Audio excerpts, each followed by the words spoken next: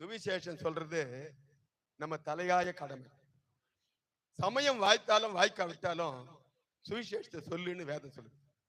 சுவிசேஷம் சொல்றதால சுவிசேஷத்தினால பிழைப்புண்டாகும்னு சொல்லப்பட்டிருக்கு. ஆகவே நாம சுவிசேஷம் சொல்லித்தான் ஆகணும்.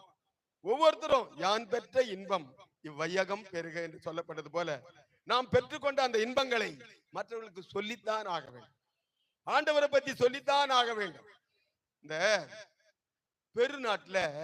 பெருநாடுன்றது ஒரு சின்ன நாடு. அந்த நாட்டுல கம்யூனிசம் இருக்கிறதுனால அந்த ஏசுநாதரை பத்தி சொல்ற அந்த ஊழியக்காரனை கூட்டிட்டு போய் துப்பாக்கியில சுட்டாங்களாம். 147 துப்பாக்கியில AK-47 சாவலி குண்டே போல. என்னடா இவன் பெரிய ஆளாக்குறான் பழக்குதுன்னு இவர் போய் தூக்குல போட்டாங்களா? தூக்குல போட்டாங்களோ அவரு தூக்கு கயிறெல்லாம் அந்த ஊய் தான் அவர் சாவலியா. அந்த அதிபர் நினைச்சானா இந்த ஆளு ஏதோ பெரிய மந்திரவாதி போல இருக்குது அப்படி சொல்லி